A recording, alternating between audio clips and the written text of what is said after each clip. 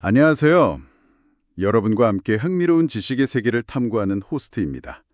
오늘은 그 블록체인 기술하면 딱 떠오르는 대표 주자들이죠. 이더리움, 트론, 솔라나. 이 세 가지 체인에 대해서 좀 깊게 파고들어 볼까요? 각 체인이 어떤 특징을 가졌는지, 또 실제로 어디에 어떻게 쓰이는지, 그 핵심적인 차이점들을 오늘 한번 제대로 알아보겠습니다. 이게 좀 복잡하게 느껴질 수 있는데 각 체인의 강점과 특징을 비교하면서 여러분이 이 블록체인 생태계를 좀 더 쉽게 이해하실 수 있도록 도와드릴게요. 그럼 가장 먼저, 역시 많은 분들이 제일 잘 아실 이더리움부터 시작해 볼까요? 블록체인 하면 거의 동의어처럼 쓰이기도 하잖아요. 네, 그렇죠. 이더리움. 이게 그냥 이름만 유명한 게 아니고요. 그 구조나 생태계가 블록체인 세계 전체에 미치는 영향이 상당합니다. 특히 이 유통량 구조를 알려면 EIP-59, 이 업데이트를 빼놓을 수가 없어요. 정식 명칭이 이더리움 개선 제안 1559번인데 이게 꽤 큰 변화를 가져왔거든요. 구체적으로 뭐냐면요. 새로 발행되는 이더리움량을 조절해요. 그러면서 동시에 그 네트워크 거래 수수료의 일부를 소각, 그러니까 아예 없애버리는 거죠. 그런 메커니즘이 도입된 거예요. 아, 수수료의 일부를 없애버린다고요? 소각? 그럼 이게 전체 이더리움 공급량에도 영향을 주겠네요? 네, 정확해요. 이론적으로는 만약에 이더리움 사용량이 막 늘어서 소각되는 양이 새로 발행되는 양보다 많아진다. 그러면 전체 유통량이 줄어들 수도 있는 거죠. 이걸 디플레이션 모델이라고 부르기도 하는데, 그래서 장기적으로 이더리움의 가치, 그러니까 희소성이 높아질 수 있다, 이런 기대감이 있는 겁니다. 물론 실제로는 네트워크 활동량에 따라 계속 변하겠지만요. 그리고 이더리움의 시장 위상, 이걸 보면요. 여전히 압도적입니다.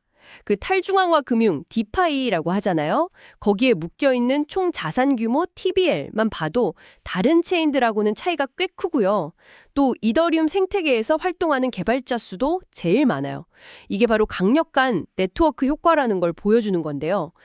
사용자랑 개발자가 많을수록 그 플랫폼 가치가 점점 더 커지는 현상, 그거죠. 이야, 진짜 거대한 생태계네요. 이게 단순히 가격만 비싼 게 아니라 실제로 많은 사람들이 쓰고 또 개발에 참여하고 있다는 거잖아요. 그럼 이더리움의 핵심 기술, 그 스마트 컨트랙트, 이걸 기반으로 주로 어떤 분야에서 쓰이나요? 가장 대표적인 건 역시 디파이죠. 대출이나 예금, 파생상품 거래 같은 기존 금융 서비스들을 블록체인 위에서 구현한 게 많고요. 그리고 몇 년 전에 정말 뜨거웠던 NFT, 그 대체 불가능 토큰 발행하고 거래하는 시장에서도 이더리움이 여전히 중심 역할을 하고 있어요. 맞아요. NFT 하면 이더리움이었죠. 근데 이더리움 얘기하면 항상 따라 나오는 불만 같은 게 있잖아요. 그 높은 거래 수수료, 가스비 문제요. 사람 몰리면 이 비용이 너무 비싸진다. 이런 지적이 계속 있었죠. 네, 맞아요. 그게 이더리움의 오랜 골칫거리였습니다. 그래서 최근 몇 년 동안 이 문제를 풀려고 레이어 2 솔루션이라는 기술에 엄청 집중하고 있어요. 비유를 하자면 이더리움이라는 메인 도로가 너무 꽉 막히니까 그 위에다가 고속도로를 여러 개 더 만드는 거예요. 그래서 교통량을 분산시키는 거죠. 아비트럼이나 옵티미즘 같은 프로젝트들이 바로 그런 거고요. 아하, 메인 도로 위에 고속도로라니 비유가 확 와닿네요. 결국 이런 방대한 생태계랑 또 끊임없이 기술을 개선하려는 노력이 이더리움의 힘이군요. 자, 이더리움이 이렇게 탄탄한 생태계를 만들었다면 다른 체인들은 좀 다른 길을 가고 있겠죠? 다음으로 트론을 한번 보죠. 트론은 이더리움하고는 좀 다른 면에서 주목받는 것 같아요. 네, 맞습니다. 트론을 얘기할 때는요, 그 유통량 구조 자체보다는 트론 네트워크 위에서 돌아가는 특정 자산, 이걸 봐야 해요. 바로 스테이블 코인인 USDT, 테더입니다. 여기서 진짜 주목해야 할 점은요, 전 세계에서 발행된 USDT 있잖아요. 그 절반 이상이 바로 이 트론 네트워크 위에서 돌고 있다는 거예요. 이더리움 기반 USDT보다 훨씬 많아요. 이게 뭘 의미하냐면 트론이 그냥 투자 대상이 아니라 실제 돈처럼 가치를 주고받는 수단으로 엄청나게 쓰이고 있다는 증거인 거죠. 네. USDT 대부분이 트론 위에 있다고요? 이건 좀 의외인데요. 왜 그렇게 된 걸까요? 특별한 이유가 있나요? 가장 큰 이유는 역시 비용이랑 속도예요. 트론 네트워크는 이더리움하고 비교하면 거래 수수료가 거의 없다고 봐도 될 정도고요. 전송 속도도 훨씬 빠르거든요. 특히 소액을 자주 보내야 할 때 이더리움 가스비는 너무 부담스러울 수 있잖아요. 근데 트론으로는 거의 공짜로 아주 빠르게 보낼 수 있으니까 사람들이 이걸 쓰는 거죠. 그래서 이 트론 기반 USDT가 특히 국경 간 송금, 그러니까 해외 송금 분야에서 아주 유용하게 쓰이고 있습니다. 기존 은행 통해서 해외로 돈 보내려면 수수료 비싸고 시간도 꽤 걸리잖아요. 근데 트론을 쓰면 훨씬 싸고 빠르게 보낼 수 있으니까 많은 사람들이 이걸 선호하게 된 거예요. 그렇군요. 그냥 이론적으로만 좋은 게 아니라 실제로 그런 필요가 있는 곳에서 진짜 활발하게 쓰이고 있다는 거네요. 네, 특히 금융 인프라가 좀 부족하거나 은행 이용이 어려운 개발도상국들 있잖아요. 예를 들면 동남아시아나 아프리카, 라틴 아메리카 같은 곳들, 거기서는 트론 기반 USDT가 개인들끼리 소액 보내거나 물건 살 때 결제 수단으로 자리 잡은 경우가 많다고 해요. 어떻게 보면 기존 금융 시스템이 못 채워주는 부분을 얘가 메꿔주고 있는 거죠. 정말 흥미로운 지점이네요. 그러니까 이더리움이 기술 혁신이랑 다양한 앱 생태계 만드는 데 집중하는 동안 트론은 실용적인 송금이라는 딱 한 분야에 집중해서 사용자 기반을 확 늘린 거군요. 각자 살아남는 전력이 정말 명확해 보이네요. 자, 그럼 이번에는 속도하면 또 빼놓을 수 없는 이름이죠. 솔라나를 만나볼 차례입니다. 한때 이더리움 킬러라는 별명까지 얻으면서 시장의 기대를 엄청 받았잖아요. 네, 솔라나는 확실히 성능 쪽에서는 아주 눈에 띄는 강점을 가진 체인입니다. 우선 유통량 구조를 보면 솔라나는 기본적으로 인플레이션 모델을 따라요. 그러니까 시간이 지나면서 새로운 SOL 코인이 계속 발행돼서 전체 공급량이 늘어나는 방식인 거죠. 계속 발행되면 가치가 떨어지는 거 아닌가요? 아, 좋은 질문이에요. 근데 이게 무한정 막 늘어나는 건 아니고요. 이 인플레이션율이 장기적으로 미리 설정해 놓은 목표치에 도달할 때까지 점진적으로 줄어들도록 설계되어 있어요. 이렇게 하는 이유는 네트워크 보안을 지키는 검증인들한테 보상을 줘야 하고 또 동시에 생태계 성장에 필요한 자금도 마련해야 하니까 일종의 균형점을 찾으려는 설계라고 보시면 돼요. 솔라나의 가장 큰 기술적인 자랑거리는 역시 처리 속도, TPS, Transaction per Second죠. 이론적으로는 초당 수만 건 이상 처리할 수 있다고 하고요. 실제 네트워크에서도 다른 주요 블록체인들보다 훨씬 빠른 속도를 보여주고 있어요. 와, 초당 수만 건이요? 진짜 엄청난 속도네요. 그렇죠. 게다가 거래 수수료도 굉장히 저렴하다는 장점이 있어요. 이 두 가지, 그러니까 엄청 빠른 속도랑 아주 싼 비용, 이게 딱 결합되면서 개발자들이 솔라나 위에서 다양한 서비스를 정말 빠르고 효율적으로 만들 수 있게 된 거예요. 이게 솔라나 생태계가 그렇게 단기간에 폭발적으로 성장할 수 있었던 가장 큰 이유라고 할 수 있습니다. 그런 강력한 성능 덕분에 디파이나 NFT 마켓, 그리고 블록체인 게임 같은 분야에서 그렇게 빠르게 성장할 수 있었군요. 특히 고성능이 꼭 필요한 서비스들이 솔라나를 많이 택했던 것 같네요. 맞습니다. 그리고 최근에는 솔라나가 디핀이라는 좀 새로운 영역으로 확장하고 있다는 점도 되게 흥미로워요.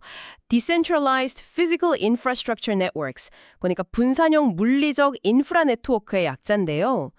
예를 들면 여러 사람들이 자기 와이파이 공유기를 제공해서 분산형 무선 네트워크를 만든다거나 아니면 차량용 블랙박스 데이터를 모아서 분산형 지도 서비스를 만든다거나 이런 프로젝트들이 솔라나 기반으로 나오고 있어요. 와, 그건 정말 새로운 방향인데요. 그냥 디지털 자산 이런 걸 넘어서 실제 세상의 인프라를 블록체인으로 만들려는 시도라니? 네, 솔라나의 그 빠른 처리 능력이랑 저렴한 수수료가 이런 대규모 데이터 처리가 필요한 디핀 프로젝트에 딱 잘 맞는다는 평가가 좀 있어요. 물론 솔라나도 넘어야 할 산은 있죠. 과거에 몇 번 네트워크 전체가 그냥 멈춰버리거나 속도가 엄청 느려지는 그런 불안정성 이슈를 겪었었잖아요. 아, 맞아요. 그 문제 때문에 이더리움 킬러라는 별명이 좀 무색해졌다. 이런 비판도 꽤 있었죠? 이런 안정성 문제는 좀 해결이 되고 있나요? 네, 솔라나 팀도 이 문제를 굉장히 심각하게 보고 있고요. 네트워크 안정성을 높이려고 기술적인 개선 작업을 계속하고 있어요. 최근에는 예전 같은 그런 대규모 중단 사태는 좀 줄어드는 추세이긴 한데 그래도 여전히 장기적인 신뢰를 얻으려면 꾸준히 노력해야 하는 부분이죠. 뭐랄까 고성능을 유지하면서 동시에 안정성까지 확보하는 것. 이게 솔라나의 제일 중요한 과제라고 할 수 있습니다. 자, 그럼 이 점들을 좀 더 정리해 볼까요? 지금까지 이더리움, 트론, 솔라나 각각의 특징을 살펴봤는데 들어보니까 정말 각자 색깔이 너무 뚜렷한 것 같아요. 이 세 체인의 핵심적인 차이점과 강점, 이걸 다시 한번 비교 정리해보면 좋겠네요. 여기서 특히 흥미로운 점은요. 새 체인이 진짜 각기 다른 목표랑 전략을 가지고 발전해 왔다는 게 너무 명확히 보인다는 거예요. 핵심 차이점을 좀 요약해 볼게요. 첫째, 이더리움. 가장 오래됐고 가장 검증된 플랫폼이죠. 제일 큰 개발자 커뮤니티랑 디파이, NFT 생태계를 가지고 있고요. 상대적으로 가장 탈중앙화되어 있고 안정성도 높다는 평가를 받아요. 하지만 역시 그 높은 가스비랑 비교적 느린 처리 속도, 이게 여전히 부담이죠. 레이어 2를 해결하려고는 하는데 이게 뭐 근본적인 해결책이 될지는 좀 더 봐야 할 것 같아요. 둘째, 트론. 다른 거 다 떠나서 실사용, 특히 USDT를 활용한 저비용 고속 송금, 이 아주 명확한 분야에서 거의 독보적인 위치를 차지하고 있어요. 뭐 기술 혁신 이런 것보다는 실제 사용자들, 특히 개별도상국 사용자들이 겪는 금융 문제를 해결하는 데 집중하는 모습이에요. 다만 생태계의 다양성이나 탈중앙화 정도는 이더리움에 비하면 좀 아쉽다, 이런 시각도 있고요. 셋째, 솔라나. 이건 뭐 압도적인 속도와 낮은 비용을 무기로 정말 빠르게 생태계를 피웠죠. 디파이, 게임, NFT 여러 분야에서 이더리움의 강력한 경쟁자로 떠올랐고 최근 디핀 분야로 확장하는 것도 주목할 만하고요. 하지만 아까 말씀하신 것처럼 과거의 네트워크 불안정 문제, 이건 여전히 풀어야 할 숙제죠. 고성능을 유지하면서 안정성까지 잡는 게 최대 관건입니다. 이걸 좀 더 큰 그림에서 보면요. 결국 어떤 체인이 무조건 최고다 이렇게 말하기는 어려워요. 각자 다른 목표랑 강점을 가지고 블록체인 기술의 여러 가능성을 탐색하고 있다, 이렇게 보는 게 맞습니다.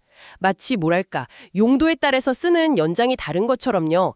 탈중화가 된 금융 시스템을 만들고 싶다. 그럼 이더리움이 나을 수 있고, 빠르고 싼 해외 송금이 필요하다면 트론이, 고성능 게임을 개발하고 싶다면 솔라나가 더 좋은 선택지가 될 수 있다는 거죠. 트론은 아주 실용적인 송금과 저비용, 솔라나는 압도적인 성능과 빠른 확장성, 이렇게 각자 뚜렷한 강점을 가지고 있다고 볼 수 있겠네요. 블록체인 기술이 점점 더 다양한 영역으로 퍼져나가면서 이렇게 특정 분야에 특화되는 모습은 앞으로 더 많아질 것 같다는 생각도 드네요. 여기서 한 가지 중요한 질문을 던져볼 수 있겠네요. 오늘 살펴본 이더리움, 트론, 솔라나, 이 각기 다른 특징과 발전 방향을 보셨잖아요, 여러분. 여러분은 이 세 체인 중에서 앞으로 어떤 체인의 활용 가능성이 가장 크다고 생각하시나요? 혹은 뭐 디파이, NFT, 게임, 송금을 넘어서 이 기술들이 어떤 새로운 분야와 딱 만나서 우리 삶을 바꿀 만한 그런 잠재력을 가지고 있다고 보시는지, 그게 궁금합니다. 네, 여러분의 다양한 생각이 정말 궁금해요. 댓글이나 다른 방법을 통해서 여러분의 의견을 자유롭게 나눠주시면 좋겠습니다. 여러분의 통찰 하나하나가 저희에게는 정말 소중한 양양분이 되거든요. 다음 시간에는 오늘 잠깐 언급했던 레이어 2 솔루션들하고요. BNB 체인이나 폴리곤 같은 또 다른 주요 체인들을 좀 살펴보면서 얘네들이 어떻게 서로 연결되고 또 경쟁하면서 멀티 체인이라는 새로운 시대를 만들어가고 있는지 그 얘기를 좀 더 자세히 나눠보겠습니다.